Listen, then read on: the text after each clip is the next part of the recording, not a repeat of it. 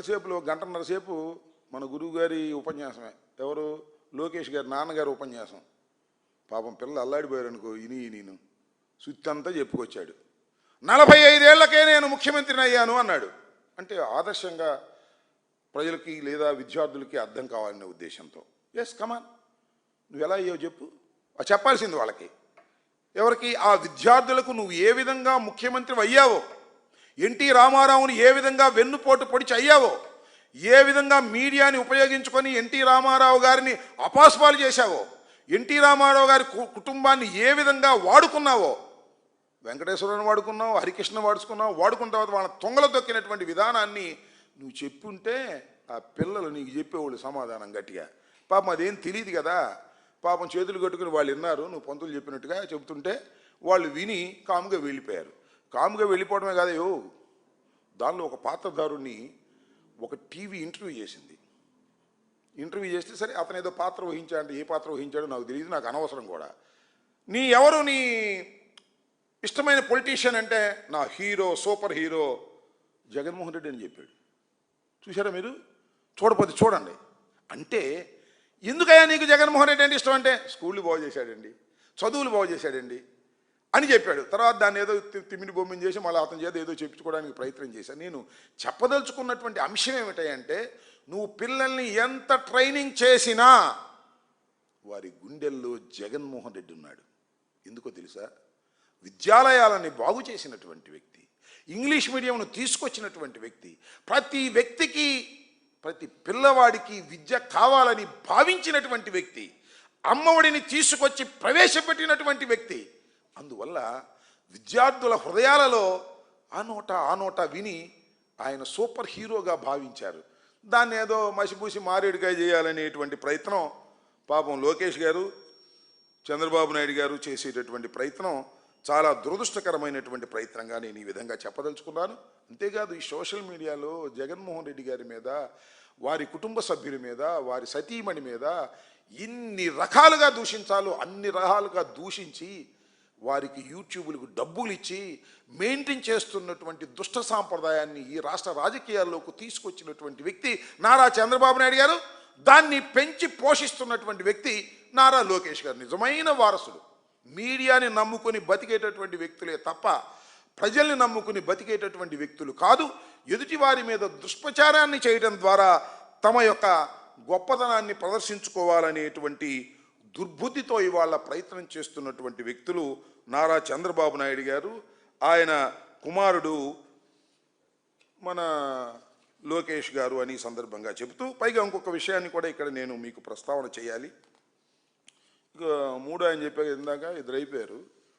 3 ఆయన కొణిదెల పవన్ కళ్యాణ్ గారు, చంద్రబాబు నాయుడు గారి దత్తపుత్రుడు, 100కి 100 పాళ్ళు దత్తపుత్రుడు. శభాష్గా పనిచేస్తున్నాడు లేదు, దానిలో ఏ విధమైన సందేహం లేదు. అద్భుతంగా వైఎస్ఆర్ కాంగ్రెస్ పార్టీని దూషించడానికి, చంద్రబాబు నాయుడు గారిని మొయ్యటానికి అద్భుతంగా పనిచేస్తున్నాడు. నెంబర్ 1 ప్రైజ్ ఇవ్వాలి అతనికి, దానిలో ఏ విధమైన సందేహం లేదు. మనం చూశాం కదా మీరు, శంకర్ గుప్తా డ్రైన్ రాజోలు వెళ్ళాడు. అక్కడ ఏంటంటే చాలా లక్షల ఎకరాల్లో కొబ్బరి తోటలు నాశనం అయిపోతున్నాయి. వాటన్నిటినీ పరిశీలించడానికి ఒక ఉప ముఖ్యమంత్రిగా వెళ్ళారు, పరిశీలించారు. పరిశీలించి రైతులతో ఇంటరాక్షన్ పెట్టారు. ఎంత తండాలు పడ్డాడయ్యా పాపం, నాకు అర్థం కాలేదు. చూస్తే నాకే జాలేసింది. దత్తపుత్రుడు చేస్తున్నటువంటి ప్రయత్నం ఇదంతా 2019 సంవత్సరం నుంచే ఈ ఉప్పు నీరు వల్ల కొబ్బరి తోటలు నాశనం అయిపోతున్నాయి. అంటే జగన్మోహన్ రెడ్డి గారు అడుగు పెట్టిన దగ్గర నుంచే ఈ కొబ్బరి తోటలు నాశనం అయిపోతున్నాయి.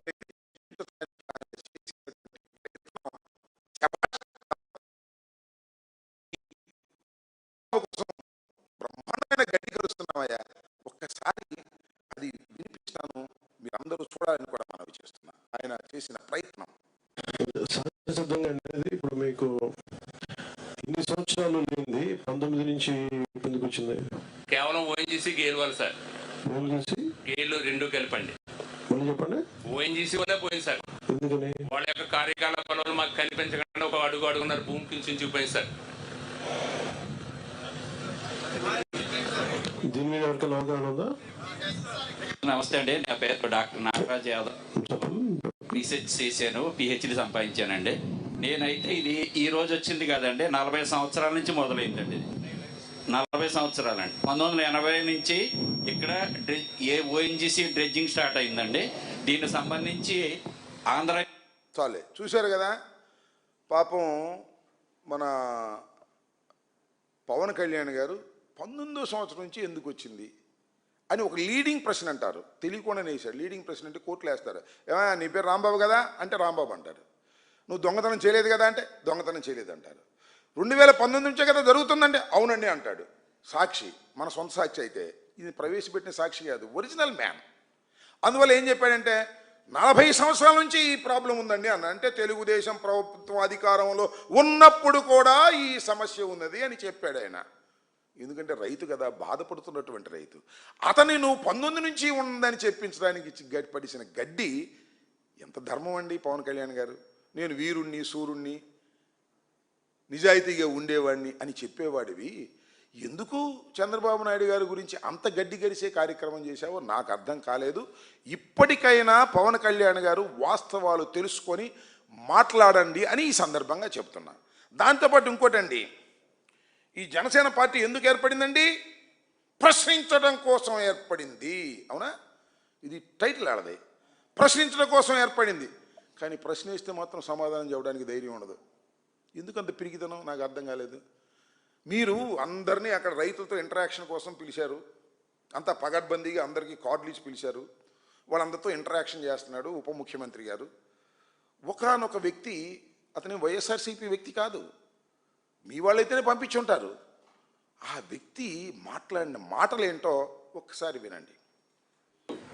నేమ్ ఈజ్ గణబాబు, శంకరగుప్తం అండి మాది. సార్ ఇది మీరు 2014లో కూటమికి సపోర్ట్ చేయమన్నారు, మేము చేసాం. అది వదిలేసాను సార్ 1 మినిట్ అక్కడ నాకు అది ఆఫ్ చేస్తాను. సారీ ఇది ఆపేస్తాను. మీరు సమస్య చెప్పండి. మళ్ళీ ఇదంతా పొలిటికల్ కూడా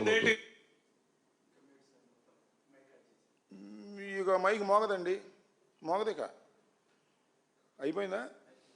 ఆపేసి చెప్తాను నేను ఎందుకు మోగ. మొదలుపెట్టి మధ్యలో ఏదో క్విక్ మంది మళ్ళీ ఆపేసేస్తాడు. Censor board.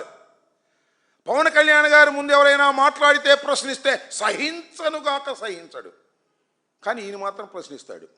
ఎవరిని ప్రశ్నిస్తాడు? జగన్మోహన్ రెడ్డి గారిని మాత్రమే ప్రశ్నిస్తాడు. చంద్రబాబుని మెడికల్ కాలేజీలు ప్రైవేటీకరణ చేసి అమ్ముకుంటుంటే ప్రశ్నించాడు. ఎందుకంటే అమ్ముకుండే క్యాష్లో తమకు వాటా ఉంటుంది కాబట్టి. ఇది నాకు అర్థం కాలేదు. పవన్ కళ్యాణ్ గారు మర్చిపోయారా మీరు పూర్వం చెప్పింది? ప్రశ్నించాలి అని. అక్కడే మళ్ళీ ఇంకో చోట వేదిక మీద చెప్తాడు, మీకు ఓటు హక్కు ఇచ్చింది, మీరు ఓటు వేసిన తర్వాత కూటమిని ప్రశ్నించాలి అన్నాడు. నేను ప్రశ్నిస్తే మాత్రం ఊరుకోవే. ఏం చేశాడు పాపం అతను? 2014లో మీరు సపోర్ట్ చేయమంటే కూటమికి సపోర్ట్ చేశాం 2014లో. 19లో చేయమనలేదు. మళ్ళీ మొన్న చేయమంటే చేసి ఉంటాడు. అతను కూటమికి సపోర్ట్ చేసిన నీ అభిమాని అయి ఉంటాడు. అతను అడుగుతుంటే సైలెంట్ అయిపోయింది ఏంటండి మైకి? నాకు అర్థం కాలేదు. ఎందుకు సైలెంట్ అయిపోయింది? ప్రశ్నకు సమాధానం చెప్పలేవా? ప్రశ్న ఎదుర్కోలేవా? ఓటు వేసి నీకు 21 సీట్లు ఇచ్చి 100% స్ట్రైక్ ఇచ్చినటువంటి ఓటర్ల ప్రశ్నకు సమాధానం చెప్పలేని వాడివి నువ్వేం రాజకీయ నాయకుడివయ్యా? నాకు అర్థం కాలేదు. నువ్వేం వీరుడివయ్యా? నాకు అర్థం కాలేదు. పిరికి వాడివి నువ్వు. ఒక వ్యక్తి, నీకు ఓటేసిన వ్యక్తి నిన్ను ప్రశ్నిస్తే సమాధానం చెప్పలేని పిరికి వ్యక్తివి నువ్వు. మామూలు మాట్లాడతావు. ఏమంటా 2029లో మీరు అధికారంలోకి వస్తారనుకున్నారేమో, కలలు కనమాకండి, శాసిస్తున్నాడు. 2019లో కూడా చెప్పాడు, గుర్తుందిగా మీకు? జగన్మోహన్ రెడ్డి అధికారంలోకి రాడు, ఇది నా శాసనం అన్నాడు. జగన్మోహన్ రెడ్డి అధికారంలోకి వచ్చాడు. మళ్ళీ చెప్పబోయా ఇంకో 10 సార్లు చెప్పు. అయ్యో నువ్వు అన్నావు కదా, చూసి ఈర్ష్యపడ్డారు అందువల్ల రాశనం అయిపోయిందని. ఏది పాపం అనవసరమైన మాటలు. దారైపోయే బండన్న నెత్తిన పడమన్నట్టుగా అది కోనసీమ పచ్చగా ఉందని తెలంగాణ వాళ్ళు ఈర్ష్యపడి రాష్ట్రాన్ని విభజించండి, అదేనంట కారణం. ఇంక రెండో కారణం లేదంట. పిచ్చి మాటలు. మరి అట్టగా చెప్పు. జగన్మోహన్ రెడ్డి అధికారంలోకి రాడు, నెక్స్ట్ శాసనం అని 10 సార్లను. మొన్న 151 సీట్లు వచ్చినాయి. అంతకన్నా ఎక్కువ మెజార్టీతో జగన్మోహన్ రెడ్డి గారు ముఖ్యమంత్రిగా అవుతాడు. గుర్తుపెట్టుకోమని మనం చేస్తున్నాం.